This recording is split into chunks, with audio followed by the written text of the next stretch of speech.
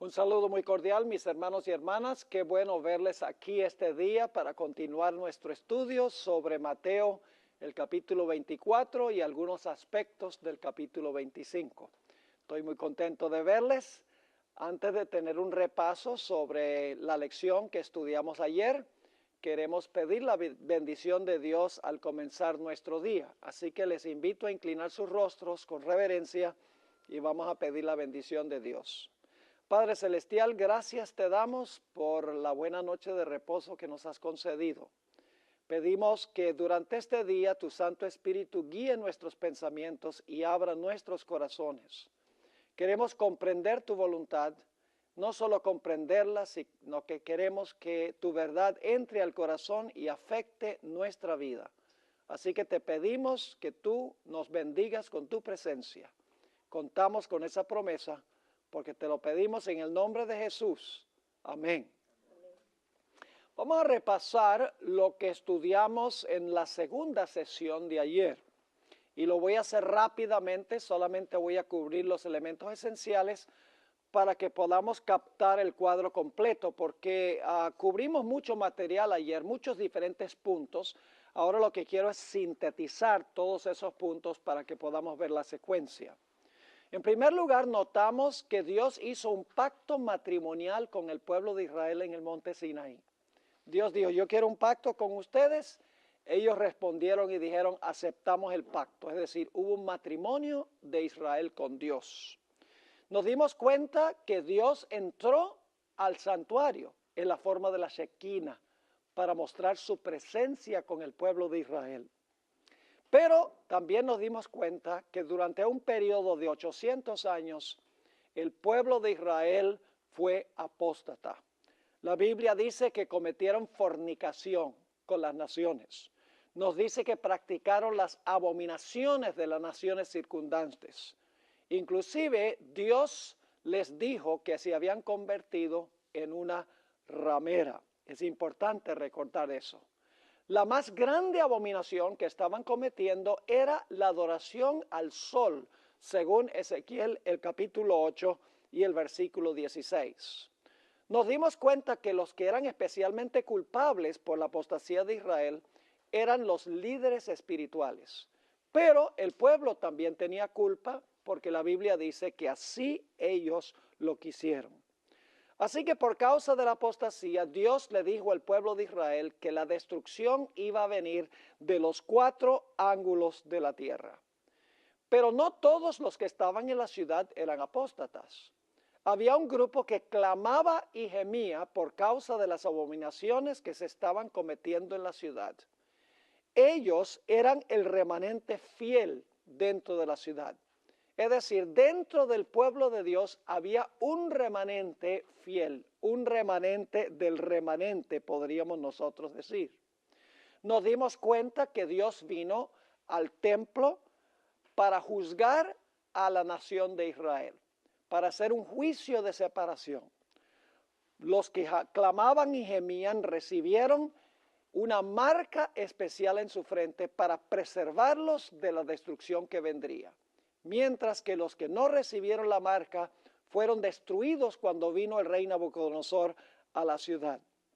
Nos dimos cuenta que los últimos eventos de esta historia triste de Israel antes del cautiverio es que la Shekinah que había venido al templo para desempeñar una obra de juicio en Ezequiel el capítulo 1, luego abandonó el templo y fue en 2 pasos. En primer lugar, dice que la gloria de Jehová salió a la entrada oriental del santuario, es decir, la entrada misma del santuario.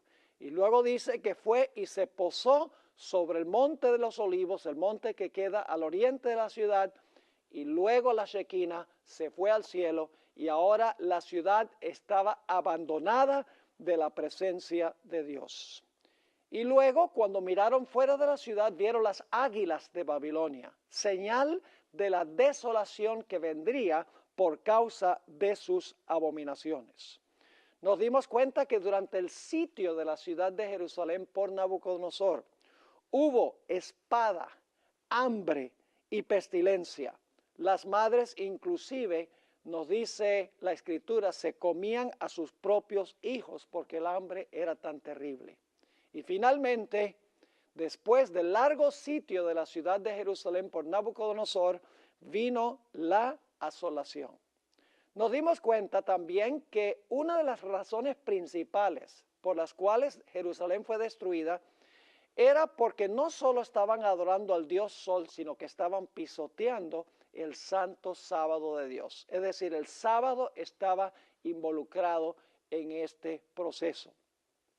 Luego nos dimos que después de 70 años de cautiverio, Jerusalén fue destruida, el muro fue derribado, el santuario también fue destruido, pero Dios había prometido que después de 70 años se iba a reedificar la ciudad, el muro, y se iba a restablecer el santuario. Y así fue. Después del cautiverio se reconstruyó el templo, se terminó en el año 515 a.C. Pero ninguna Shekinah entró en el templo en ese tiempo. El templo fue construido, pero la Shekinah no entró, como había sucedido en el desierto y en el templo que construyó Salomón. Sin embargo, Ageo había dado una profecía, y es que el templo que construyó Ageo iba a tener mayor gloria que el templo que había construido Salomón. Esa promesa en el Antiguo Testamento aparentemente nunca se cumplió porque la Shekinah no entró en el templo. Pero nos dimos cuenta que hacia el final de las 70 semanas, la Biblia nos dice que sí entró a ese templo la Shekinah en repetidas veces. Esa Shekinah fue Cristo Jesús. Vimos su gloria, gloria como el unigénito del Padre, lleno de gracia y de verdad. El Señor Jesucristo quería casarse con el pueblo de Israel cuando Él vino a esta tierra. Y ustedes dicen, ¿cómo sabemos eso? Por varias razones. Juan el Bautista, que iba a preparar el camino para Jesús, dice que era el amigo del esposo. El amigo del esposo preparaba todo para la boda. Además de eso, Jesús dijo, ¿cómo pueden llorar los hijos cuando el esposo está en su medio? Jesús contó historias matrimoniales, por ejemplo, la parábola de las 10 vírgenes, la parábola del hombre que entró a la fiesta de bodas sin el manto. Es decir, Jesús había venido a casarse con su pueblo, pero su pueblo, nos dice la Biblia, lo rechazó. Así que Jesús, la Shekinah, entró al templo por última vez. Y cuando entró al templo por última vez, dio varias enseñanzas, pero el pueblo, especialmente los líderes, rechazaron el mensaje de Jesús. Así que Jesús finalmente sale del templo y dice, he aquí, vuestra casa es dejada desierta. Esa palabra desierta se podría traducir, vuestra casa es dejada desolada. Es decir, la apostasía de Israel iba a llevar finalmente a la desolación del templo y de la ciudad de Jerusalén. Jesús pues salió de la puerta oriental del santuario, de la puerta oriental de la ciudad de Jerusalén, y como en el Antiguo Testamento, fue y se sentó sobre el monte de los Olivos. Y luego Jesús habló allí de la destrucción de la ciudad de Jerusalén, habiendo abandonado la ciudad y habiendo abandonado el templo. Nos dimos cuenta que también los que estaban allí en la ciudad no eran todos apóstatas. Había un remanente fiel de cristianos que vivían en la ciudad de Jerusalén. Eso lo sabemos porque el Señor Jesucristo le dijo a sus seguidores que cuando huyeran de la ciudad, no huyeran, oraran que no huyeran, ¿cuándo? En el invierno, ni en ¿qué? Ni en el sábado. El remanente fiel, en otras palabras, guardaba ¿qué cosa? Guardaba el sábado. Y quiero que noten que cuando la Jerusalén fue destruida, había dos grupos, igual que en el Antiguo Testamento.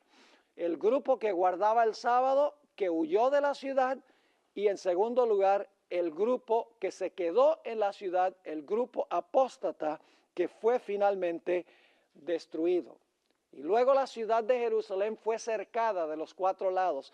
Es interesante que nos dice en el Evangelio según San Lucas que Jerusalén iba a ser cercada de todas partes. Es decir, como en el Antiguo Testamento de los 4 ángulos venía la destrucción, Jerusalén fue cercada y venía la destrucción de los 4 ángulos.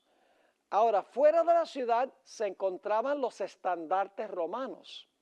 Y vamos a encontrar en nuestro estudio que los estandartes romanos tenían un águila, la insignia era el águila, es decir, las águilas de Roma vinieron y destruyeron la ciudad, pero hubo un remanente fiel que se salvó. ¿Están viendo los paralelos que tenemos entre las 2 destrucciones de Jerusalén?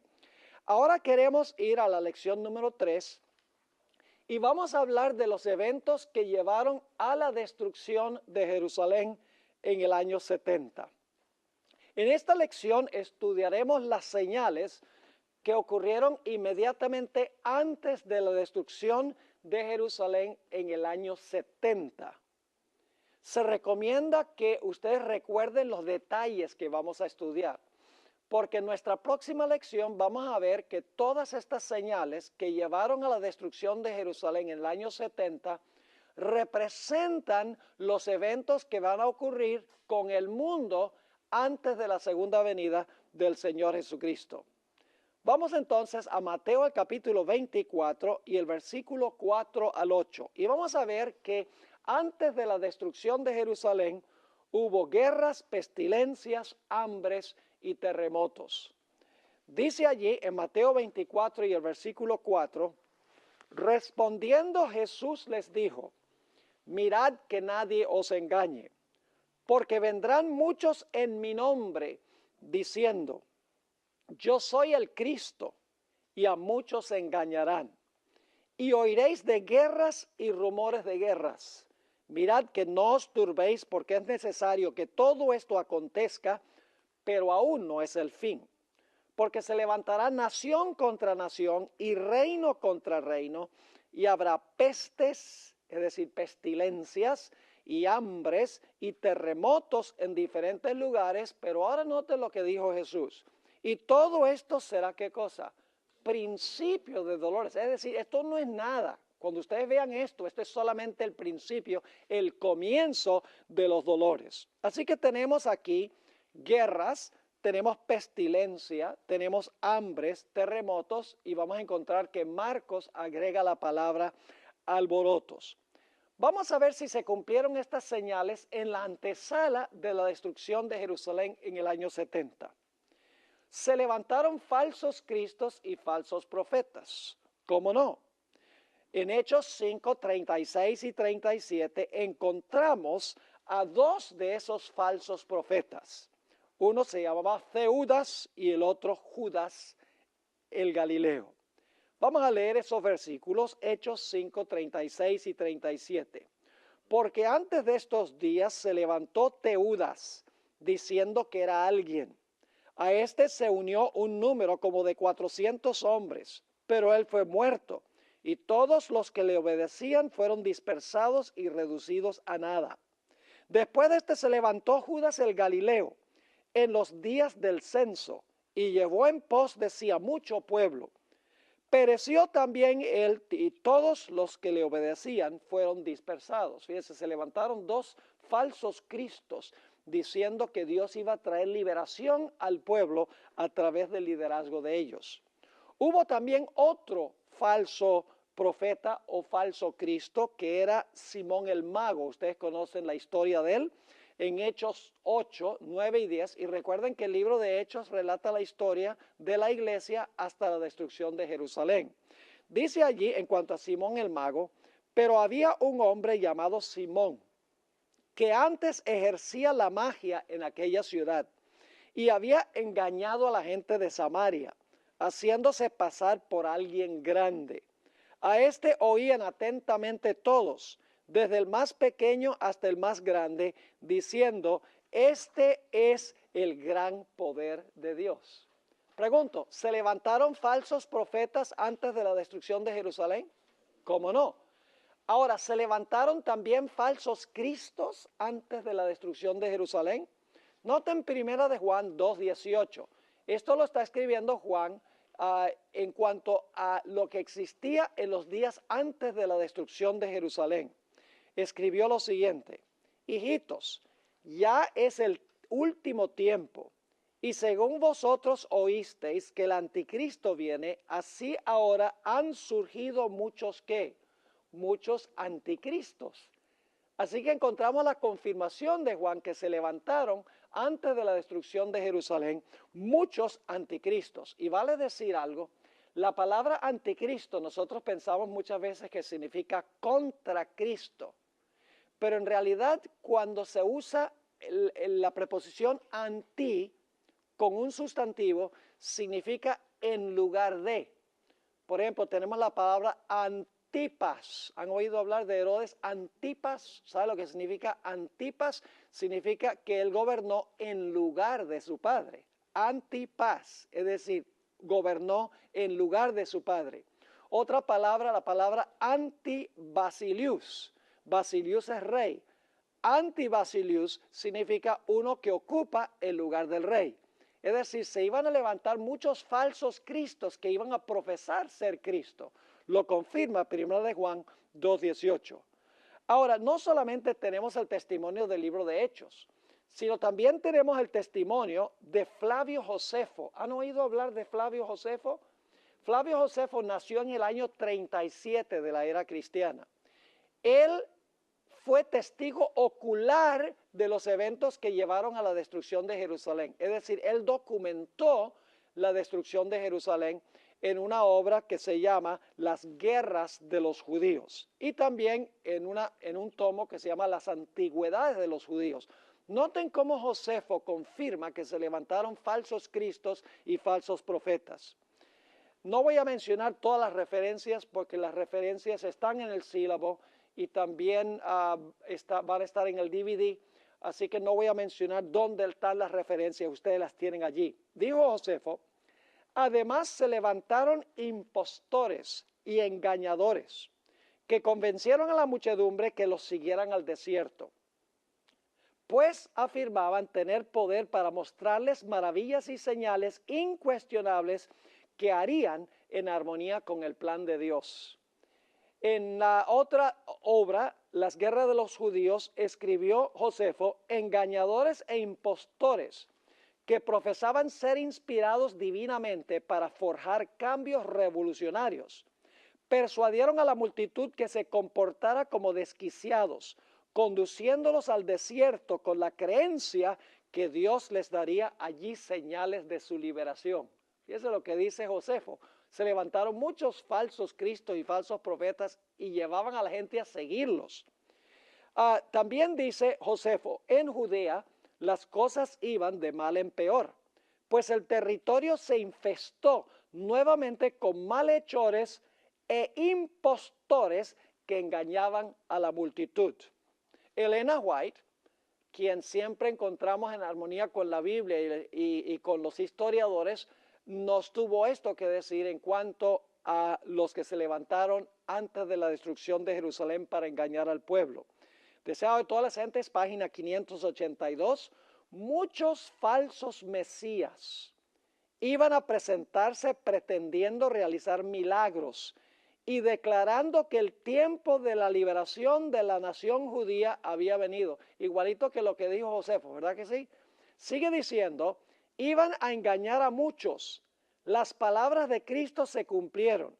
Entre su muerte y el sitio de Jerusalén aparecieron muchos falsos mesías. Se cumplió esta señal de Jesús, que se iban a levantar falsos profetas y falsos cristos antes de la destrucción de Jerusalén. ¿Cómo no? Claro que se cumplió.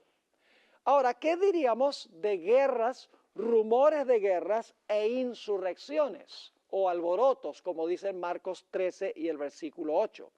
Vamos a notar si estas señales se cumplieron también llevando a la destrucción de Jerusalén. Jesús, cuando nació, era una época de paz como nunca se había visto en la historia del Imperio Romano. Se conoce como la Pax Romana, que fue firmada por César Augusto en el año 17 a.C. Esta Pax Romana, esta paz de Roma, duró hasta el año 67, durante el gobierno de Nerón. En ese año, Nerón envió al general Vespasiano para calmar una insurrección de parte de los judíos en la tierra de Palestina. Y este hecho finalmente culminó en la destrucción de la ciudad de Jerusalén. Según Josefo, al dirigirse hacia Jerusalén, el general Vespasiano destruyó todo lo que halló en su camino, pues era, y ahora cito a Josefo, era su estrategia no dejar nada fuera de Jerusalén tras sí que pudiera luego impedir el sitio de la ciudad. Es decir, guerreó contra todos los que encontró en su camino para llegar a la ciudad. Josefo escribió que durante el periodo inmediatamente antes de la destrucción de Jerusalén, los judíos mismos libraron guerras con los ascalonios, con los samaritanos, con los alejandrinos y con los sirios. Ustedes encuentran las referencias en los escritos de Josefo sobre estas guerras que libraron los judíos antes de la destrucción de Jerusalén. Noten que hubo varias guerras. También agrega su testimonio el historiador romano Tácito. Este es un historiador secular. En sus famosos anales, Tácito escribió lo siguiente: la historia que comienzo a describir fue un periodo lleno de desastres, terribles en batallas y rasgado por luchas civiles. Fíjense, batallas y luchas civiles, es decir, tumultos y alborotos internos en la sociedad. Sigue escribiendo, fue un periodo horrible aún en la paz. 4 emperadores perecieron por la espada. Hubo 3 guerras civiles, más guerras externas y con frecuencia ambas al mismo tiempo. Qué interesante que los historiadores romanos seculares confirman lo que describe en Mateo, que iba a haber guerras y rumores de guerras. Josefo escribió que después de la muerte de Nerón, todo quedó en desorden. Elena White confirma lo que dice Josefo y lo que escribió Tácito. En El Deseado de todas las gentes, página 582, la hermana White escribió lo siguiente en cuanto a las palabras del Señor Jesucristo. Antes de la destrucción de Jerusalén, los hombres contendían por la supremacía, se asesinaban a los emperadores, se mataba también a los que se creían más cercanos al trono. Había guerras y rumores de guerras. Fíjense cómo el Espíritu de Profecía confirma lo que escribieron Josefo y Tácito en cuanto a lo que iba a ocurrir antes de la destrucción de Jerusalén. Ahora vamos a la siguiente señal.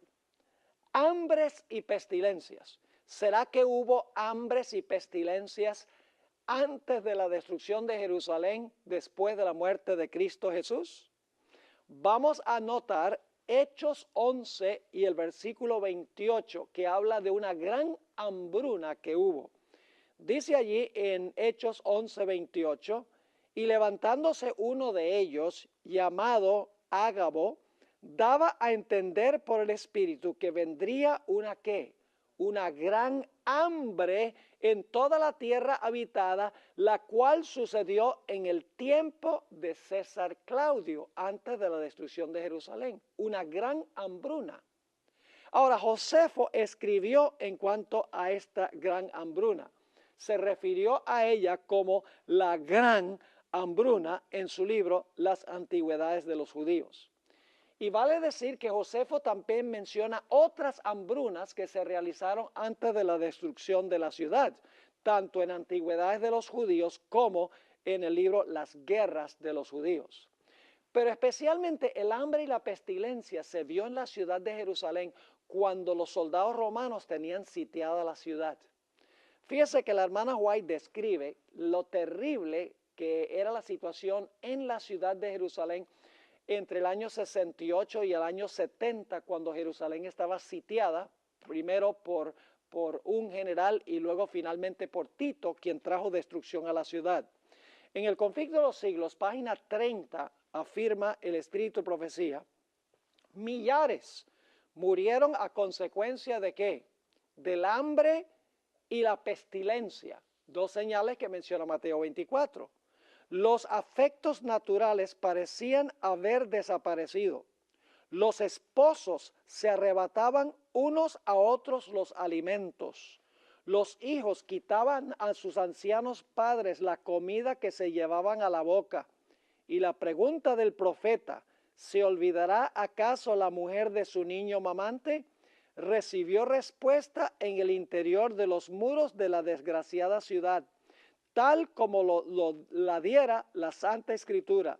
Las misericordiosas manos de las mujeres cuecen a sus mismos hijos. Estos les sirven de comida en el quebranto de la hija de mi pueblo. Las madres cocinaban y se comían a sus propios hijos.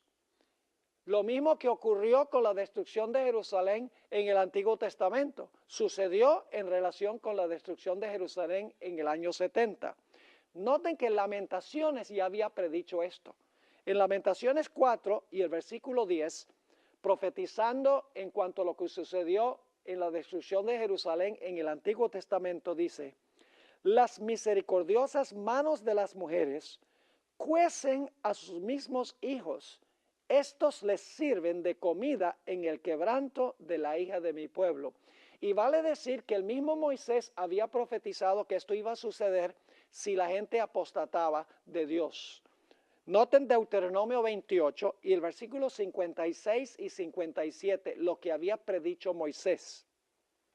Dice ahí: la tierna y la delicada entre vosotros, que nunca la planta de su pie intentaría sentar sobre la tierra, de pura delicadeza y ternura, mirará con malos ojos al marido de su seno, a su hijo, a su hija, al recién nacido que sale entre sus pies, y a sus hijos que diere a luz, pues los comerá ocultamente por la carencia de todo, en el asedio y en el apuro con que tu enemigo te oprimirá en tus ciudades.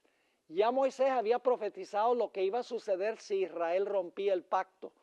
Y al crucificar al Señor Jesucristo, al rechazar a su marido, dice que en el sitio de Jerusalén el hambre fue tan terrible que las madres se comían a sus hijos. Qué cosa tan terrible pensar lo que pasó dentro de la ciudad.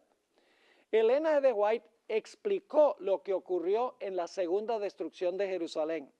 En el conflicto de los siglos, página 30, dice la sierva del Señor: tan atroz era el hambre que los hombres roían el cuero de sus cintos, sus sandalias y las cubiertas de sus escudos.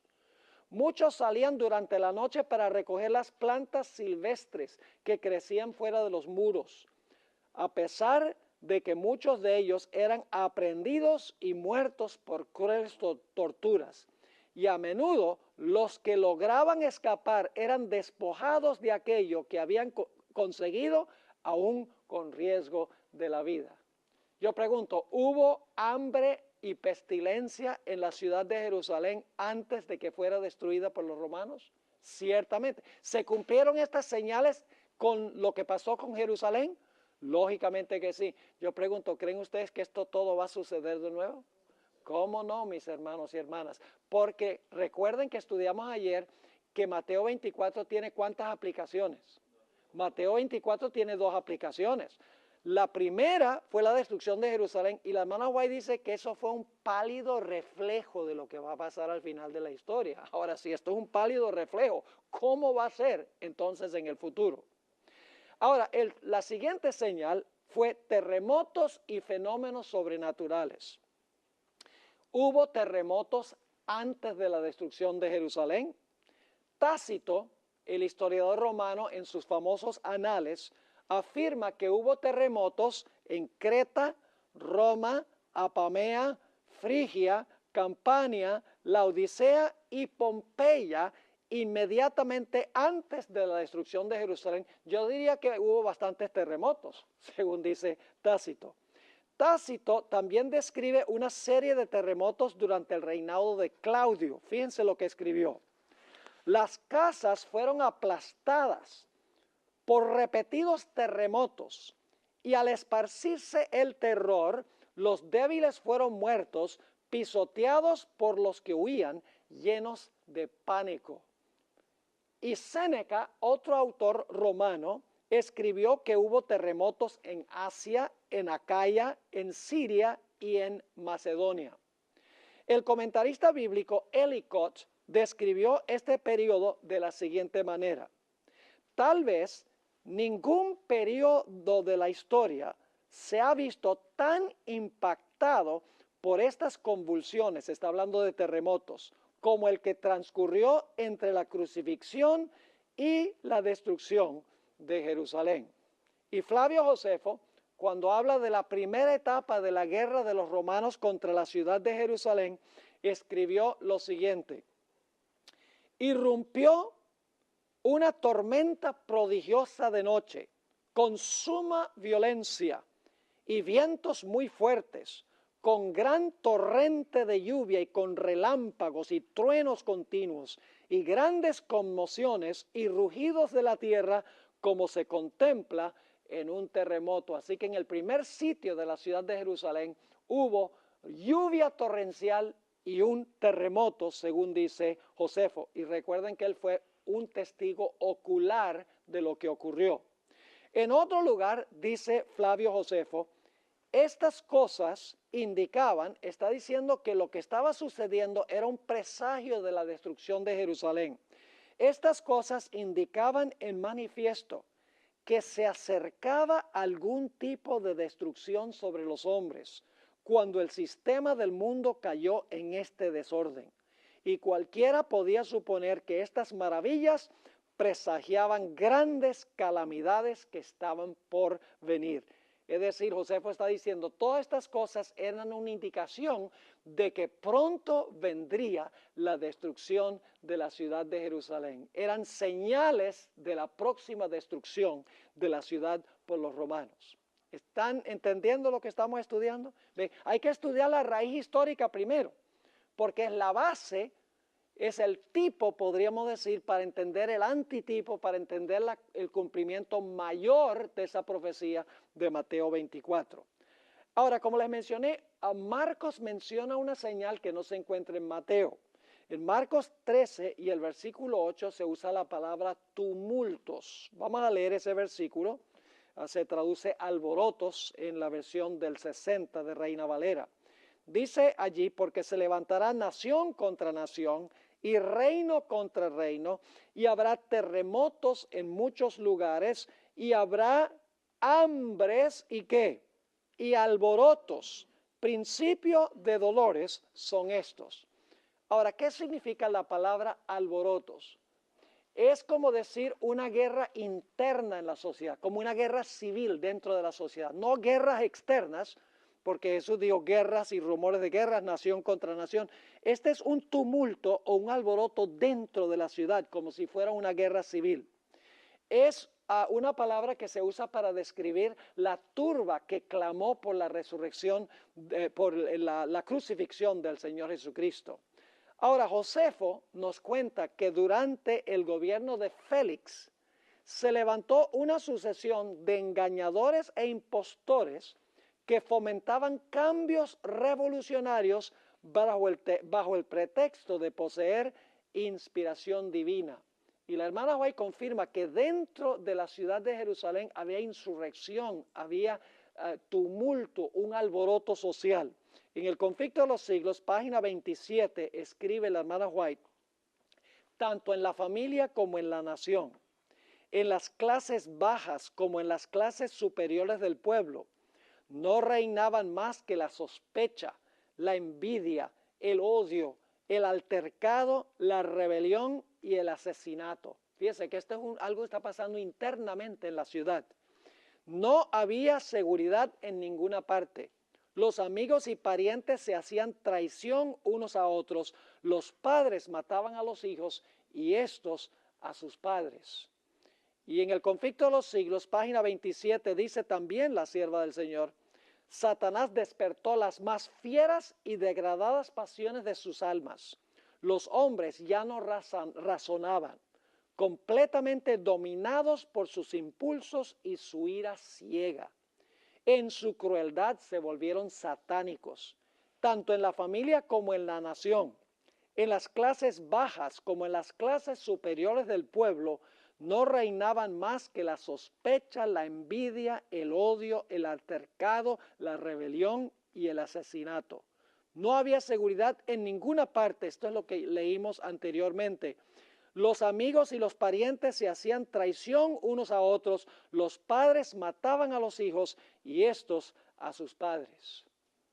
Y ustedes dirán: pastor, pero esto es terrible, lo que describe la historia y lo que describe el Espíritu, Profecía y la Biblia en cuanto a este periodo inmediatamente antes de la destrucción de Jerusalén y en el momento cuando la ciudad fue destruida. Pero el Señor Jesucristo sencillamente dijo: todavía no es el fin. Este solo es una serie de eventos que son principios de dolores. Y ustedes dicen: pero pastor, ¿cómo puede ser esto principio de dolores si suena tan terrible? Ahora, ¿por qué creen ustedes que Satanás causó todas estas cosas? Debemos entender que todo esto lo está causando Satanás. Ustedes recuerdan que el Señor Jesucristo, cuando abandonó el templo, dijo: vuestra casa os es dejada ¿qué? Desierta. La Shekinah abandonó la ciudad. Y cuando la Shekinah abandonó la ciudad estaba a la misericordia ¿de quién? Estaba a la misericordia del líder que la nación había escogido. Estaba bajo el dominio de Satanás, porque la presencia de Dios se había retirado cuando Jesús se retiró del templo.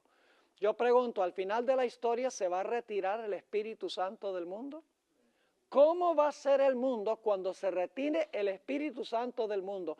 Cuando en los Estados Unidos haya una apostasía nacional, la Biblia dice, y el Espíritu decía, que va a venir como resultado la ruina nacional. Y vamos a ver repetirse estas señales, no en una ciudad, sino a nivel global. En todo el mundo se va a repetir esto. Y nos preguntamos: ¿por qué es que hubo guerras y rumores de guerras, nación contra nación, pestilencias, hambres, alborotos, terremotos? ¿Por qué razón es que Satanás causó todas estas cosas? Había una razón muy especial. Tenía en vista echarle la culpa al pueblo de Dios. Note lo que dice en Mateo 24 y el versículo 9. Todas estas cosas eran principios de dolores, porque ahora iba a venir un ataque contra los fieles de Dios, echándoles la culpa por lo que había sucedido en este tiempo. Dice en Mateo 24 y el versículo 9, entonces, ¿recuerdan esa palabra clave que estudiamos en el primer tema? Mateo 24 está en orden, ¿cree? Orden cronológico, es decir, un evento lleva al próximo evento. Así que cuando dice la palabra entonces, está conectado con los versículos 6 al 8. Dice: entonces os entregarán ¿a qué? A tribulación, y os matarán, y seréis aborrecidos de todas las gentes. ¿Por qué razón? Por causa de mi nombre. ¿Hay alguna conexión entre todos los desastres que llevaron a la destrucción de la ciudad y la persecución de los fieles de Dios? Claramente sí, porque dice: van a pasar estas cosas, y luego dice: entonces el pueblo de Dios será perseguido.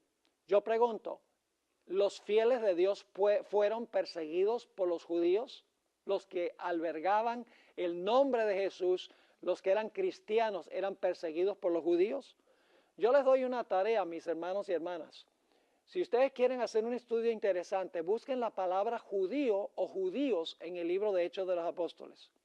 Y van a encontrar que casi toda vez que se usa la palabra judíos, los judíos están apelando a los romanos para que los romanos persigan y encarcelen y maten a los cristianos. Es decir, se cumplió esto de la persecución del pueblo de Dios. Vamos a anotar algunos ejemplos.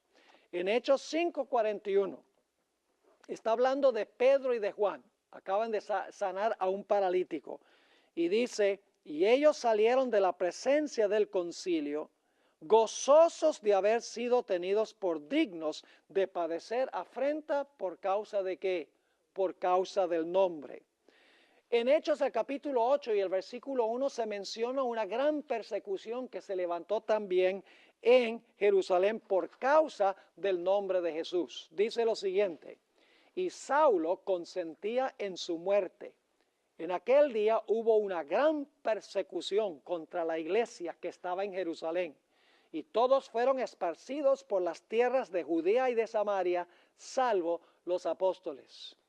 No solo eso, sino Esteban finalmente fue martirizado. Nos dice en Hechos 7 y el versículo 59, y apedreaban a Esteban, mientras él invocaba y decía, Señor Jesús, recibe mi espíritu. ¿Y qué diríamos de Saulo de Tarso? Que iba de ciudad en ciudad persiguiendo a los cristianos. En Hechos el capítulo 9 y el versículo 3 al 5 dice, mas yendo por el camino, aconteció que al llegar cerca de Damasco, repentinamente le rodeó un resplandor de luz del cielo, y cayendo en tierra oyó una voz que le decía, Saulo, Saulo, ¿por qué me persigues? Él dijo, ¿quién eres, Señor? Y le dijo, yo soy Jesús, a quien tú persigues. Dura cosa te es dar coces contra el aguijón. En otras palabras, durante este periodo, entre la muerte de Cristo y la destrucción de Jerusalén, los cristianos, los fieles que profesaban el nombre de Jesús, fueron mordazmente perseguidos por los judíos. Noten Juan 16 y el versículo 1 y 2. Juan 16, 1 y 2. Jesús ya había profetizado que sus fieles iban a ser perseguidos. Estas cosas os he hablado para que no tengáis tropiezo.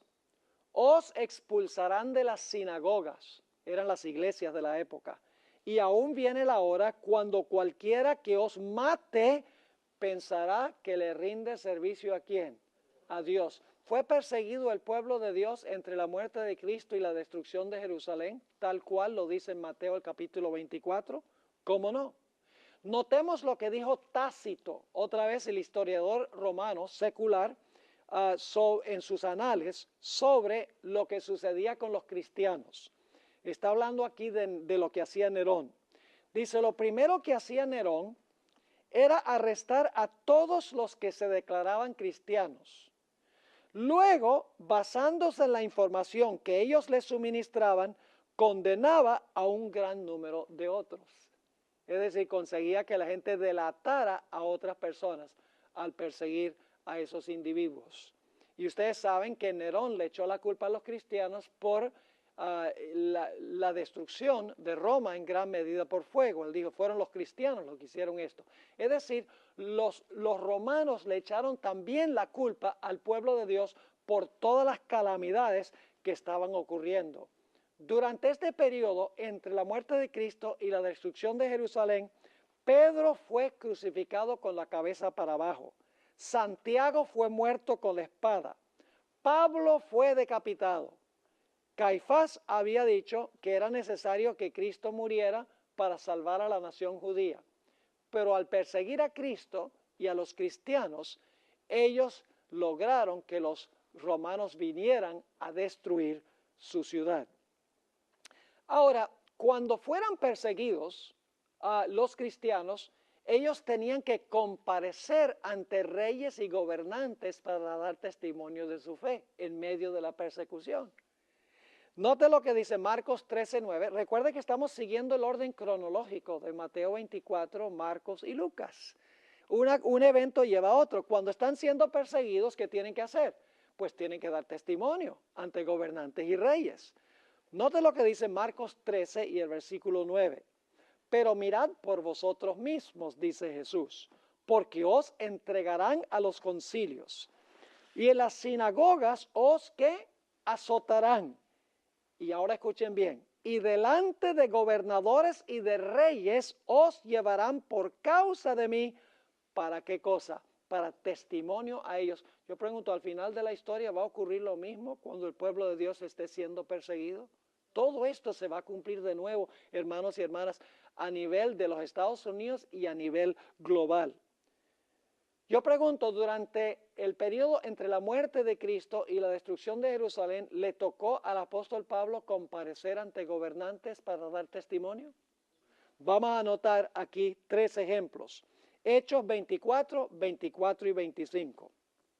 Algunos días después, viniendo Félix con Drusila, su mujer, que era judía, llamó a Pablo y le oyó acerca de la fe en Jesucristo. Pero al disertar Pablo acerca de la justicia, del dominio propio y del juicio venidero, Félix se espantó y dijo, ahora vete, pero cuando tenga oportunidad te llamaré. ¿Testificó el apóstol San Pablo ante Félix? ¿Cómo no? Un gobernante romano. También testificó ante Agripa, el rey Agripa.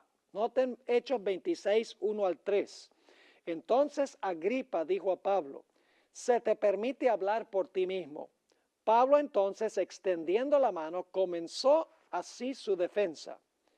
Y dice lo siguiente, me tengo por dichoso, oh rey Agripa, de que haya de defenderme hoy delante de ti de todas las cosas de que soy acusado por quienes. Oh, son los judíos los que los están acusando. Versículo 3, mayormente porque tú conoces todas las costumbres y cuestiones que hay entre los judíos, por lo cual te ruego que me oigas con paciencia. Así que encontramos a Pablo compareciendo ante el rey Agripa. Y aunque el libro de Hechos no lo menciona, la hermana White nos dice que Pablo también testificó 2 veces ante el emperador Nerón. Y eso lo pueden conseguir en Hechos de los Apóstoles. Sería bueno que leyeran esas páginas. Es fascinante cómo la hermana White describe que el apóstol Pablo apareció inclusive ante el emperador Nerón por dar testimonio de su fe. Y Nerón por un momento por lo menos sintió el impacto de la palabra de Dios, pero luego sus pasiones malvadas se despertaron y no pudo hallar lugar en su corazón la palabra del apóstol Pablo. Ahora, cuando ellos testificaran ante reyes y gobernantes, ¿quién los iba a ayudar en su testimonio? El Espíritu Santo. Noten Marcos 13:11, estamos siguiendo el orden cronológico. Cuando fueran llevados ante reyes y gobernantes, dice Marcos 13:11, pero cuando os trajeren para entregaros, no os preocupéis por lo que habéis de decir, ni lo penséis, sino lo que os fuere dado en aquella hora, eso hablad, porque no sois vosotros los que habláis, sino el Espíritu Santo. ¿Qué va a derramar Dios sobre los fieles al final de la historia para que puedan testificar ante reyes y gobernantes? ¿Han oído hablar de la lluvia tardía que capacita al pueblo de Dios para testificar ante los grandes magnates de la tierra? Noten Lucas 21, 14 y 15, donde se agrega algunos detalles a lo que dijo Marcos. En Lucas 21, 14 y 15 dice, proponed en vuestros corazones no pensar antes cómo habéis de responder en vuestra defensa, porque yo os daré palabra y sabiduría, ahora escuchen esto, la cual no podrán resistir ni contradecir todos los que se opongan. Es decir, el pueblo de Dios va a tener un mensaje tan contundente que no van a poder contradecirlo, porque es un mensaje impartido por el poder del Espíritu Santo. Eso ocurrió con los fieles de Dios entre la muerte de Cristo y la destrucción de Jerusalén. Pero luego nos dice que los fieles iban a ser perseguidos, no solamente por los de afuera, sino al testificar iban a ser perseguidos por su propia familia. Noten lo que dice Marcos 13 y el versículo 12. Y el hermano entregará a la muerte al hermano, y el padre al hijo, y se levantarán los hijos contra los padres y los matarán. Imagínense eso. Lucas 21, 16 y 17. Mas seréis entregados aún por vuestros padres y hermanos y parientes y amigos, y matarán a algunos de vosotros, y seréis aborrecidos de todos. ¿Por qué razón? Por causa de mi nombre. Jesús ya había profetizado que esto iba a suceder. En Mateo 10, 34 al 36, el Señor Jesucristo declaró: no penséis que he venido para traer paz a la tierra. Y eso es una declaración rara, porque Jesús es el príncipe de paz.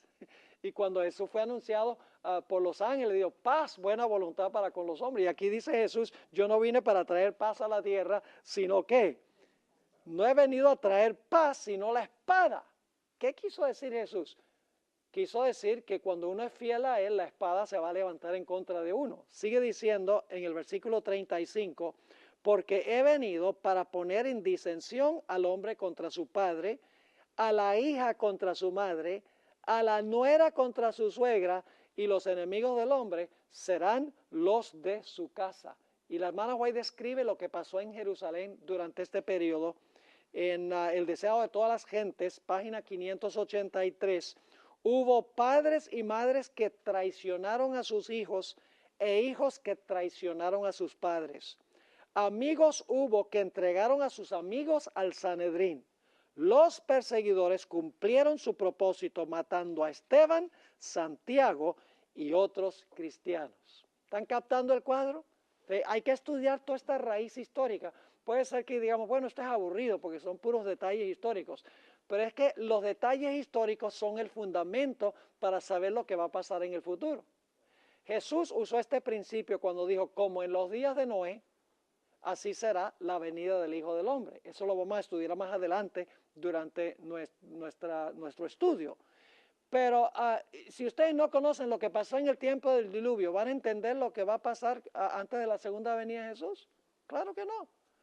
Por ejemplo, en el Antiguo Testamento, cuando vino el diluvio, primero se cerró la puerta, hubo un tiempo de angustia para los que estaban dentro del arca, los de afuera se volvieron cada vez más altaneros y entonces vino la destrucción. Eso prefigura lo que va a pasar al final de la historia también. Se va a cerrar la puerta, va a haber un tiempo de angustia para los que están salvos, porque Cristo no va a intervenir inmediatamente para librarlos. Cada día los impíos se van a volver más altaneros contra el pueblo de Dios y luego entonces va a venir la destrucción. Es tipología. No podemos entender el cumplimiento final al menos que entendamos el primer cumplimiento. Ahora, ¿qué iba a pasar cuando viniera esta persecución contra los fieles de Dios? No solamente por los emperadores y los reyes, sino por los de la propia casa. ¿Qué iba a pasar? Muchos se iban a escandalizar. ¿Han oído hablar del zarandeo ustedes? ¿Qué es el zarandeo? Significa que muchas personas que profesaron la fe, ¿qué van a hacer? La van a abandonar. Ahora fíjense Mateo 24:10. Inmediatamente después de hablar de la persecución de afuera y también de amigos y familiares, dice Jesús en Mateo 24:10, muchos que tropezarán entonces y se entregarán unos a otros y unos a otros se aborrecerán. El contexto, mis hermanos y hermanas, indica que se ofendieron y abandonaron la fe por causa de la ¿qué? Por causa de la persecución. Así es que la persecución causó el hecho de que muchas personas abandonaron la fe y su relación con Cristo, y esto sucederá al final de la historia con el zarandeo. Vamos a anotar algunos ejemplos en el Nuevo Testamento de algunos que abandonaron la fe para que vean el cumplimiento. Segunda de Timoteo 1:15 menciona a dos individuos, Figelo y Hermógenes. Dice: ya sabes esto, que me abandonaron todos los que están en Asia, de los cuales son Figelo y Hermógenes. Es decir, cuando Pablo fue llevado cautivo, ¿qué pasó? Los que estaban con él, dice: yo no estoy con él. ¿Están captando el cuadro? En 2 Timoteo 4:10, el apóstol Pablo dice: porque Demas me ha desamparado, amando este mundo, y se ha ido a Tesalónica. Otro individuo que abandonó la fe, porque Pablo, cuando fue echado en prisión, tenía miedo de que ellos también fueran echados. En 2 Timoteo 4:16, y debo decirles que 2 Timoteo es una epístola que se escribe Pablo de la cárcel en Roma. Poco después de escribir esta epístola, el apóstol Pablo fue decapitado. en la época de Nerón. Dice en 2 Timoteo 4:16, en mi primera defensa, ninguno estuvo a mi lado, sino que todos me desampararon, no les sea tomado en cuenta. Y en 1 de Juan 2:19 nos dice, salieron de nosotros, pero ¿qué? Pero no eran de nosotros. Porque si hubiesen sido de nosotros, habrían permanecido con nosotros, pero salieron para que se manifestase que no todos son, ¿qué cosa? No todos son de nosotros. ¿Están captando cómo se cumplieron todas estas cosas entre la muerte de Cristo y la destrucción de Jerusalén? Todo esto, hermanos y hermanas, se va a volver a repetir. Y luego entonces, en el capítulo 24 y el versículo 11, dice que se van a levantar muchos falsos profetas. Fíjense que ahora se van a levantar otros falsos profetas, porque ya vimos que esa señal existió en Mateo 24 y el versículo 6 al 8. Nos dice Mateo 24 y el versículo 11, y muchos falsos profetas se levantarán y engañarán a muchos. Al igual que en la primera destrucción de Jerusalén, se levantaron falsos profetas. ¿Y qué decían esos falsos profetas? Paz, paz. Y afirmaron que los que proclamaban el mensaje de advertencia eran ¿qué? Alarmistas. Ahora fíjense entonces, los que están predicando este mensaje por el poder del Espíritu Santo, los poderes políticos se les oponen, los familiares se levantan en contra de ellos. Muchos de ellos, por no ser perseguidos, se escandalizan. Y ahora se levantan falsos profetas. ¿Y qué dicen los falsos profetas? Miren, no le hagan caso a estos alarmistas. Dios nunca va a destruir la ciudad. Esta ciudad, Jerusalén, es la ciudad de Dios. Dios nunca permitiría que esta ciudad fuera destruida. Estos hay que acabarlos. Hay que acabar con estos alarmistas que están diciendo que va a venir una calamidad. Voy a leer una cita y antes del receso, en Deseado de todas las gentes, página 585, se levantaron falsos profetas que engañaron a la gente y llevaron a muchos al desierto. Magos y hechiceros que pretendían tener un poder milagroso arrastraron a la gente en pos de sí a las soledades montañosas. Cuando continuemos nuestro estudio en la próxima sesión, vamos a hablar un poco más de los falsos profetas y otras señales que llevaron finalmente a la destrucción de Jerusalén y cómo esto prefigura lo que va a pasar en el gran día final.